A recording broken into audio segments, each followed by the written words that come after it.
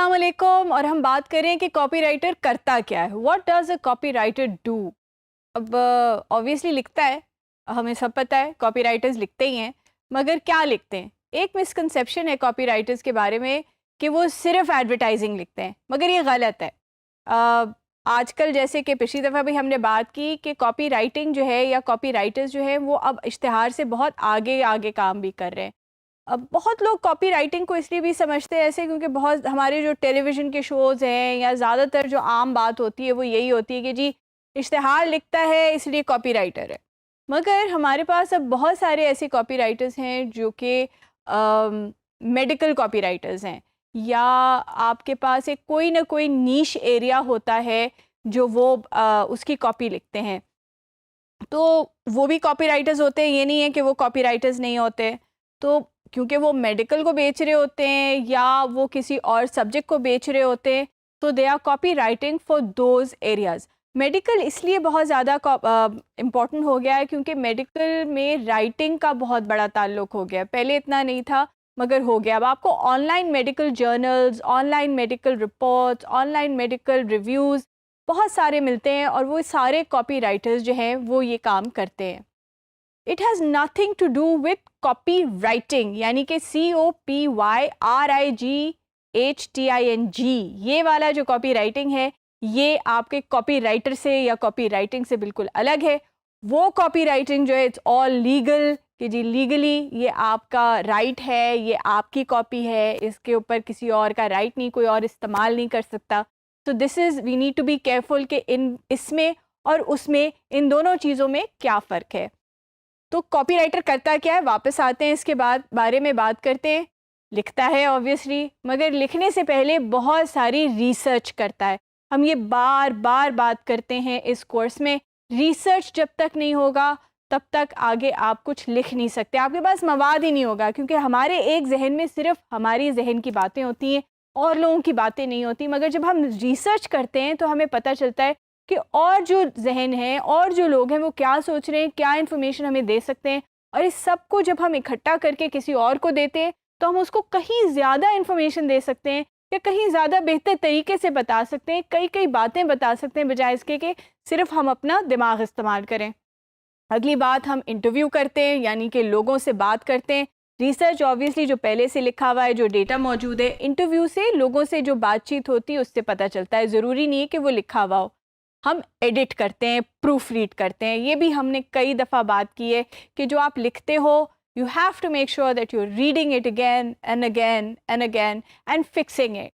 एक दफ़ा में कभी कोई चीज़ परफेक्ट नहीं होती है। हम अक्सर देखते हैं कि लोग जो है ना वो ईमेल लिखी और चली गई, फिर बाद में कहते हो ओहो इसको रिकॉल करो, ये तो मेरे से गलत हो गया। तो बेहतर यही होता है कि आप ईमेल लिखें, उसको 10 दफ़ा पढ़ें कि आपने लिखा क्या है। मैनेज प्रोजेक्ट्स, यानी कि प्रोजेक्ट्स जो हैं वो पूरे प्रोजेक्ट्स जो हैं राइटिंग के जो होते हैं उनको मैनेज करते हैं। इमेजेस को ढूंढते हैं कि जो उनकी राइटिंग है उसके साथ कौन से इमेजेस हैं जो चलते हैं, कौन से वीडियोज़ हैं जो जाती हैं, जो उन्होंने लिखा है, चाहे वो ब्लॉग पोस्ट है या कोई इश्तिहार है, तो उसमें भी कॉपी राइटर करता है।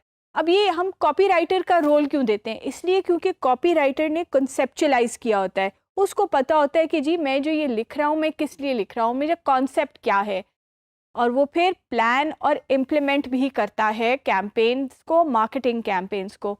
इसीलिए जो डिजिटल में कंटेंट मार्केटिंग एक बहुत इम्पॉर्टेंट चीज़ हो गई है, because we have realise that the role and the job of a copy writer has enlarged to an area कि वो एक खुद मार्केटर बनता चला जा रहा है। Copy writers usually right with an agenda, यानी कोई ना कोई एक एजेंडा होता है उनका, कोई ना कोई एक उनके दिमाग में एक नीड होती है, कोई किसी बात के ज़रिए, किसी स्ट्रैटेजी के साथ, किसी एक मकसद के साथ वो लिख रहे होते हैं। वो जो मकसद है, वो जो एजेंडा है, वो उनकी राइटिंग में आता है, चाहे वो एजेंडा मार्केटिंग का हो, चाहे वो एजेंडा किसी सोशल कॉज का हो, चाहे वो किसी इशू को रेस करने वाला हो, मगर हमेशा कॉपी जो है एक एजेंडे के साथ लिखी जाती है। आजकल का रीडर क्या चाहता है, कॉपी राइटर जो भी लिखे लिखे, मगर कॉपी राइटर से डिमांड क्या है लोगों की। हमें पता चल गया है भाई हमें ये सारी चीज़ें करनी है, इसको तो आगे बढ़ाना है ऐसे, मगर हमसे डिमांड क्या है, कॉपी राइटर से डिमांड क्या है रीडर की? क्लीन कंसाइज कॉपी, आसानी से समझ आए, टाइपोज ना हो, بہت زیادہ سلینگ نہ ہو. کیوں سلینگ نہ ہو؟ کیونکہ ہر ملک کا، ہر علاقے کا اپنا اپنا سلینگ ہوتا ہے. آپ انڈیا میں جائیں گے ادھر کا الگ سلینگ ہے، پاکستان کا الگ سلینگ ہے، انگلستان کا الگ سلینگ ہے. تو جب اگر آپ بہت زیادہ سلینگ جو کہ یونیورسل سلینگس نہیں ہیں وہ یوز نہیں کریں گے تو لوگوں کو پتہ ہی نہیں چلے گا. جب ان کو پتہ نہیں چلے گا ان کو سمجھ نہیں آئے گی. جب سمجھ نہیں آئے گی تو آپ نے جو بھی لکھا ہے اس کا کوئی فائدہ نہیں ہوگا. They want easy to scan articles, shorter paragraphs, descriptive headings and bold key terms. یعنی کہ جب آرٹیکل پڑھیں تو جلدی سے پڑھا جائے، مشکل سے غور سے دیکھ کے پڑھنا نہ پڑے آپ کو. آپ اس کو آرام سے سکین کر سکیں، ریڈیبلٹی ہو، فلو اچھا ہو، سمپل ہو، طریقہ جو ہے اس کا لکھنے کا آسان ہو. Digestible pieces, broken down complex subjects. یعنی کہ بہت اگر ایک کمپلیکس سبجیکٹ ہے، بہت زیادہ انڈسٹری جارگن ہے، تو اس کو آپ ایسے پریزنٹ کریں کہ ہضم ہو جائے لوگوں سے، وہ بات سمجھ آ جائے لوگوں کو. Visual content to support the copy. یعنی کہ جو آپ نے امیجز استعمال کیے ہیں، جو آپ ویژولز استعمال کریں، وہ جو ہے وہ آپ کے پروجیکٹ کو سپورٹ کریں، اور جو آپ لکھ رہے ہیں اس کو سپورٹ کریں.